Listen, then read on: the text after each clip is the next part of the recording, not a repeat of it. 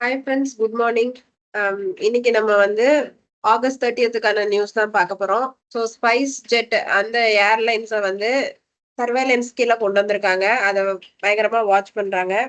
அடுத்து Nilgiris rations of Spotify to keep jumbos bears at bay அப்படின்னு இருக்கு. ஸோ ஜம்போஸும் பியர்ஸ், ஜம்போஸ்னா எலஃபன்ஸும் பியர்ஸும் அங்க வராம இருக்க ஒரு சுவர் மாதிரி கட்டியிருக்காங்க. அதை இன்னும் கொஞ்சம் ஸ்ட்ராங் ஆக்கியிருக்காங்க. ஃபார்ட்டிஃபைட் அப்படின்னா ஃபோர்ட் மாதிரி கட்டுறது. டு கீப் சம்ஒன் அட் பே அப்படின்னா என்ன அர்த்தம்னா ப்ரிவென்ட் ஃப்ரம் கெட்டிங் க்ளோசர். ஓகேவாங்க, இந்த இடியம் பார்த்துக்கோங்க. பை அனதர் நேம் இருக்கு. Court should act against fake medicines, not just control advertising. So தப்பான மெடிசன்ஸ் இருந்தா அதை வந்து கண்ட்ரோல் பண்ண பார்க்கணுமே ஓடிய, அதாவது அதை வந்து வரவிடாம தடுக்கணுமே ஓடிய, அதோட அட்வர்டைசிங்கை போய் கண்ட்ரோல் பண்ணக்கூடாது அப்படின்னு சொல்லியிருக்காங்க.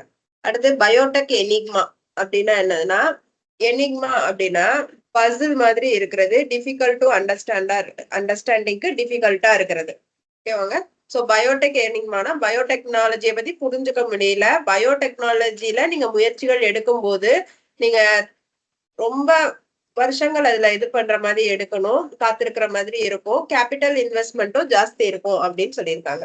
ஸோ இந்தியாவும் சைனாவும் hold 31st WMCC meeting to iron out issues அப்படின்னா, அதாவது இஷ்யூஸ்னா பிரச்சனைகளை சுமூகமா முடிக்கிறதுக்காண்டி அப்படின்னு அர்த்தம். டு அயர்ன் அவுட்னா சுமூகமா முடிக்கிறதுக்காண்டி.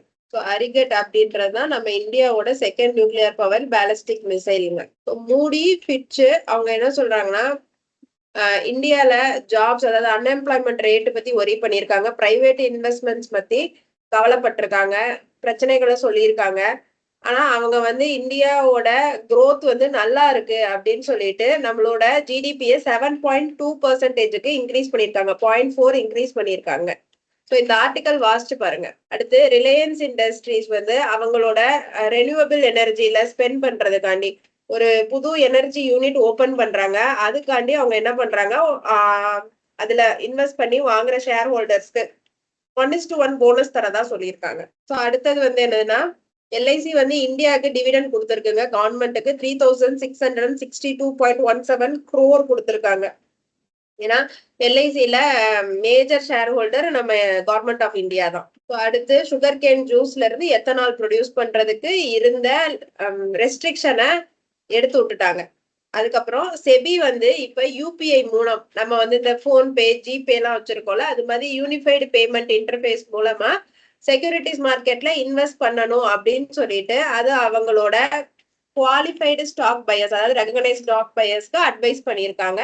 ஸோ இது வந்து ஆஸ்பா மெத்தட் படியே ஒர்க் ஆகும். ஆஸ்பா அப்படின்னா என்னதுன்னா, application supported by block amount அப்படின்னு அர்த்தங்க. ஒன்றும் இல்லை, இப்போ நீங்க ஒரு ஷேர் வாங்கன்னா முன்னாடியே உங்க அக்கௌண்ட்ல ஒரு 10,000 rupees ஷேர் வாங்கன்னா 10,000 rupees பிளாக் பண்ணி வச்சிருவீங்க. ஸோ உங்களோட டிமேட்டுக்கு மாத்தி வச்சிருவீங்க. அப்போ தேவைப்படுறப்போ நீங்க அதை வாங்கிக்குவீங்க. இல்ல ஒரு பிட்டிங் போட்டிருக்கீங்கன்னு வச்சுக்கோங்களேன், அதுக்கு வந்து ஆஸ்பா அப்ளிகேஷன் போட்டுருவீங்க, 1 lakh rupees எனக்கு ஷேர் போடுங்க. சப்போஸ் உங்களுக்கு வந்து இது லாட் மூலமா தான் தருவாங்க அந்த பிட்டிங்ல. ஸோ உங்க லாட் கிடைச்சிருச்சு அப்படின்னா அந்த அமௌண்ட் வந்து பிளாக் ஆயிருக்கும். நீங்க அப்ளை போடும் போதே பிளாக் ஆயிருக்கும். லாட் உங்களுக்கு கிடைச்சிருக்குன்னா அந்த அமௌண்ட் பே ஆயிடும், அப்படி இல்லைன்னா உங்க அக்கௌண்ட்டுக்கு ரிவர்ஸ் ஆயிடும். ஸோ அது மாதிரி யூபிஐலையும் மெக்கானிசம் கொண்டு வந்து நம்ம யூஸ் பண்ணோம், அதை என்கரேஜ் பண்ணுங்க அப்படின்னு சொல்லியிருக்காங்க. அதானி இந்த ஹிண்டர்பேக் ரிப்போர்ட் வந்ததுக்கு அப்புறம் அவரோட சொத்து மதிப்பு 95% குறைஞ்சிருச்சு. ஸோ அதனால அம்பானி வந்து அதானிய பீட் பண்ணிட்டாரு, ரிச்சஸ்ட் இந்தியன் அப்படின்ற பட்டத்துக்கு அவர் போயிட்டாரு. பிப்ஸ் அப்படின்னா ஸ்லைட்லி அவருக்கு பின்னாடி இருக்காருன்னு அர்த்தம். அதானி பிப்ஸ் அப்படின்னா அதானி அம்பானியோட ஸ்லைட்லி பின்னாடி இருக்காரு அப்படின்னு. Monsoon likely to extend threatening ripe summer crops அப்படின்னு இருக்கு.